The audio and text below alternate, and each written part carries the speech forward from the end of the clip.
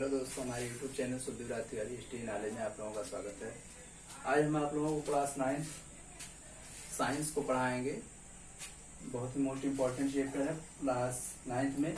Chapter 8 है, इसका नाम है गति, इंग्लिश में मोशन बोलते हैं।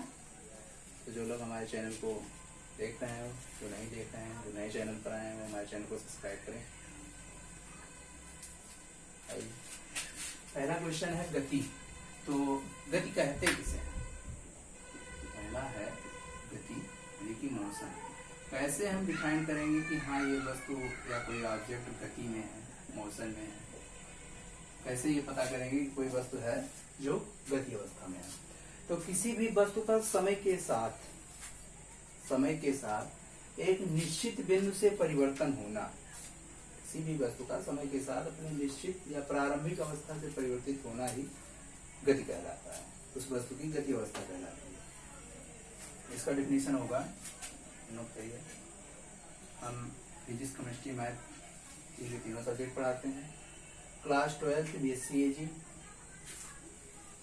अभी तो फिलहाल हम 12 तक बात किए हैं, पढ़ा रहे हैं सारे के सारे सब्जेक्ट।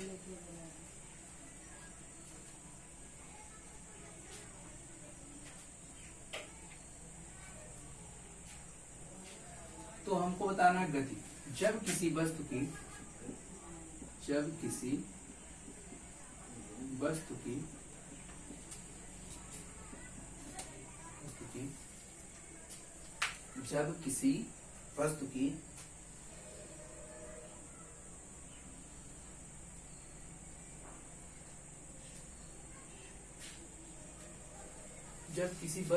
स्थिति किसी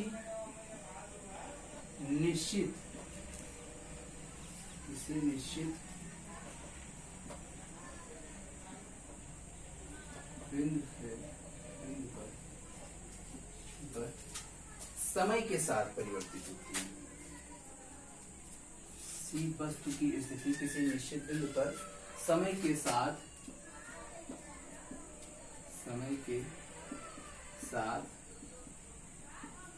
परिवर्तित होती है।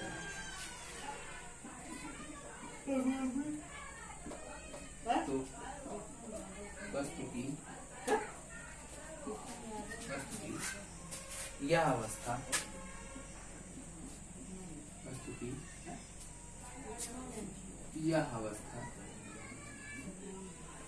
गति अवस्था कहलाती है। गति अवस्था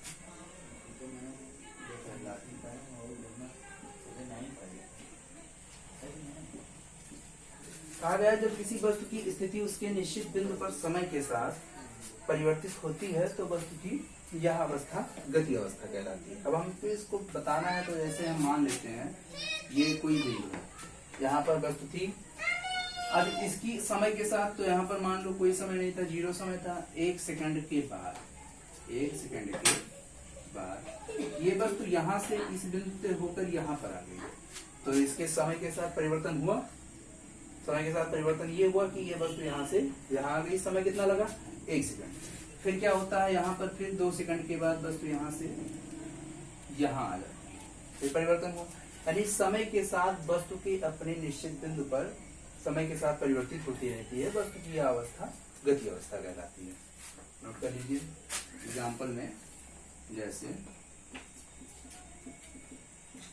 उड़ता हवाई जहाज,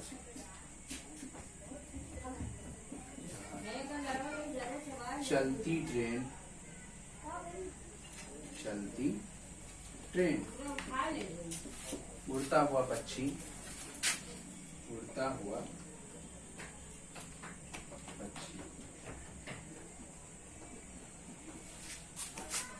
आदि। अब आता है विराम अवस्था। क्या होता है? किसी वस्तु की वह अवस्था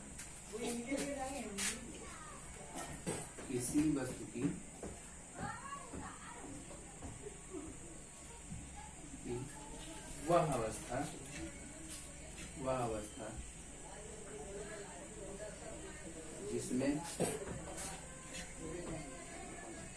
समय के साथ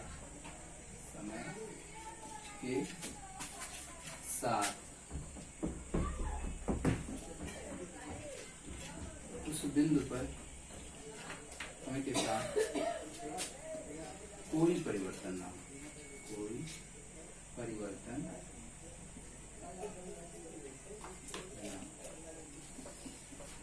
विराम अवस्था कहलाती है।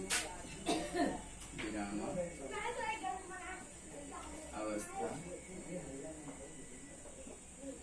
कहलाता है।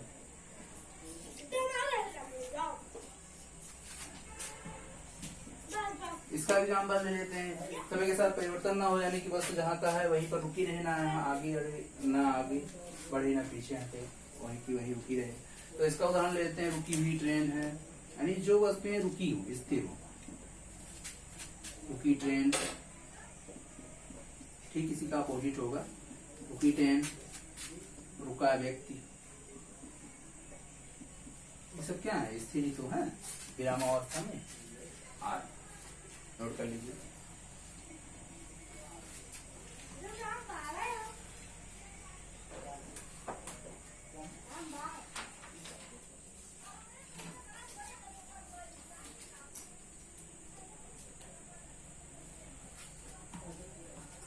अब आता है इसके बाद गति। गति के प्रकार।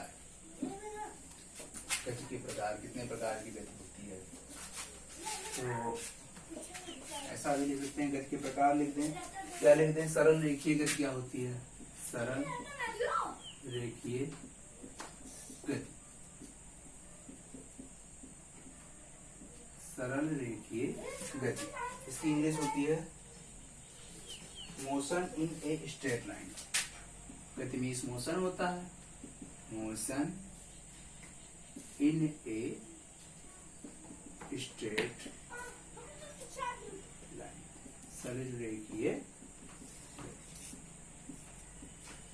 सरल रेखीय, सरल मतलब होता है एक सीधी रेखा। रेखीय मतलब रेखा पर। तो किसी वस्तु की वह गति जो एक सीधी रेखा पर होती है तो सरल रेखीय गति कहलाती है। सीधी रेखा पर या एक सीधे पथ पर किसी वस्तु की वह गति जो एक सीधे पथ पर होती है क्या कहलाती है? सरल रेखीय गति कहलाती है। नोट कर लीजिए, ये पा रहे हैं।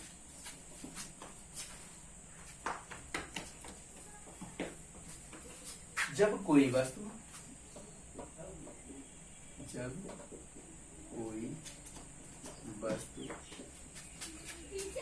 रेखीय पथ पर गति करती है, रेखीय पथ पर गति करती है, सरल रेखीय गति, तो इस प्रकार की गति को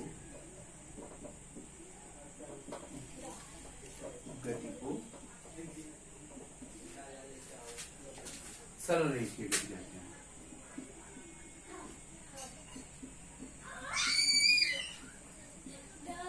गति कहते हैं। जब कोई वस्तु रेखीय पथ पर गति करती है तो इस प्रकार की गति को सरल रेखीय गति कहते हैं।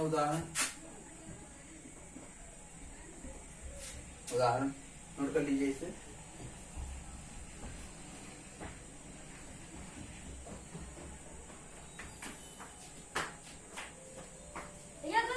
सीधी रेखा पर, सीधी सड़क पर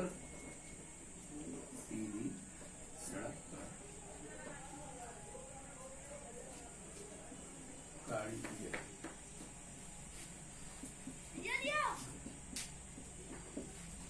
हम जानते हैं कोई भी गति होती है तो उसको दर्शाने के लिए हमें दिशा की जरूरत होती है। तो जो गतियां दिशा के द्वारा दर्शाई जाती हैं उस गति को क्या कहते हैं, और जो बिना दिशा के दर्शाई जाती हैं उस गति को कौन सी गति कहते हैं, इसको नोट कर लीजिए। अब आता है इसके बाद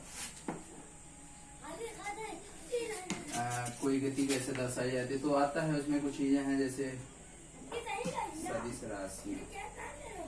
सदिश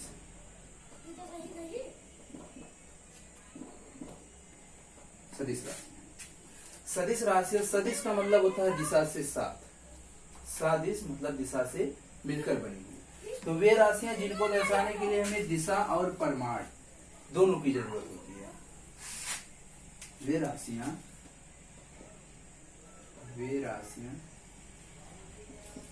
जिन्हें प्रदर्शित करने के लिए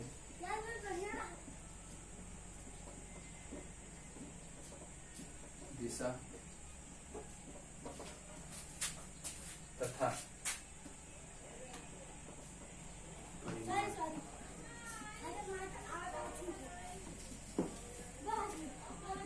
दोनों की जरूरत होती है।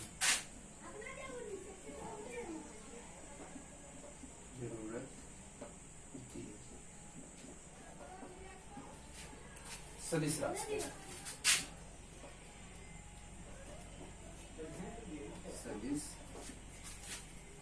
राशि कहलाती है।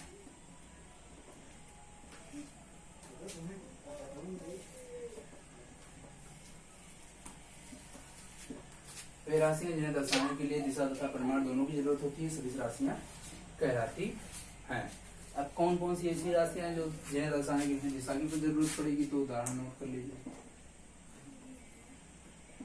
कौन कौन सी राशियां हैं जिनको दर्शाने के लिए हमें दिशा की जरूरत होगी।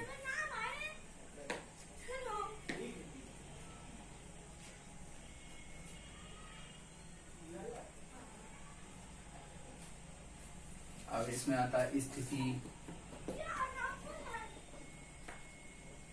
वेग, विस्थापन, ये सब क्या है? ये सब सदिश राशियां।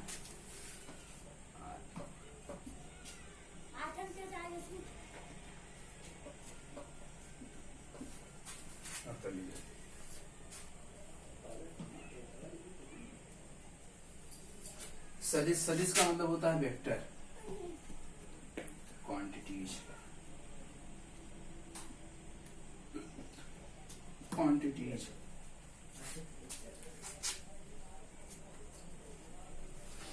नोट हो गया।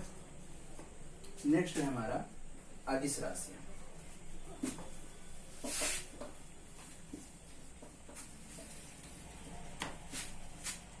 नेक्स्ट हमारा है अदिश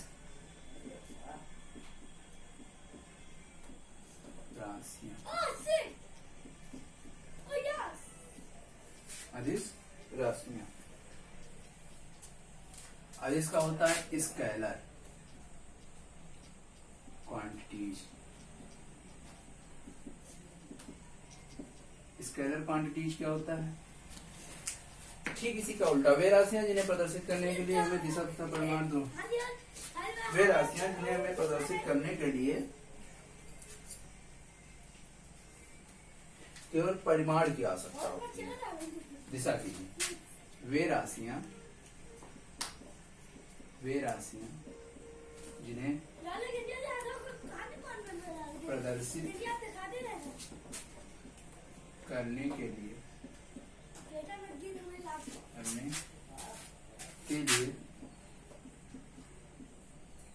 केवल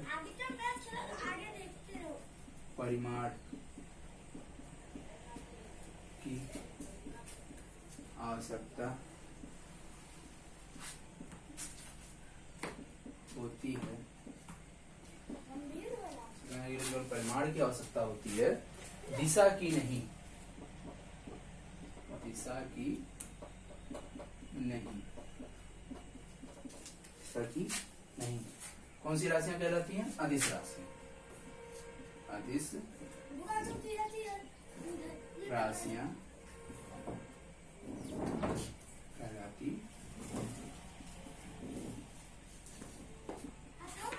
उदाहरण दे देते हैं। इसमें क्या था? दिशा और परिमाण दोनों की जरूरत थी। अदिश राशियों में केवल हमको परिमाण की जरूरत है, दिशा की नहीं। अब इसमें आता है दूरी, चाल, दूरी, चाल, समय, कार्य, ऊर्जा।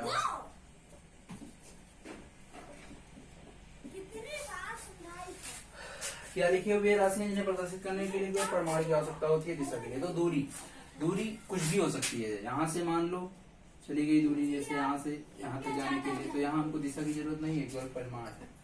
दिशा का मतलब ये होता है कि इसको दिखाने के लिए हमको एक निश्चित दूरी दिशा की जरूरत पड़े, जैसे कि ये इस दिशा से इस दिशा में जाएगी, यहाँ से यहाँ ही दिशा में जाएगी, इसके अलावा किसी अन्य दिशा। तो ये सब चीजें ऐसी हैं जिनको हमें दर्शाने के लिए दिशा की जरूरत नहीं। नोट कर लीजिए, नोट हो गया।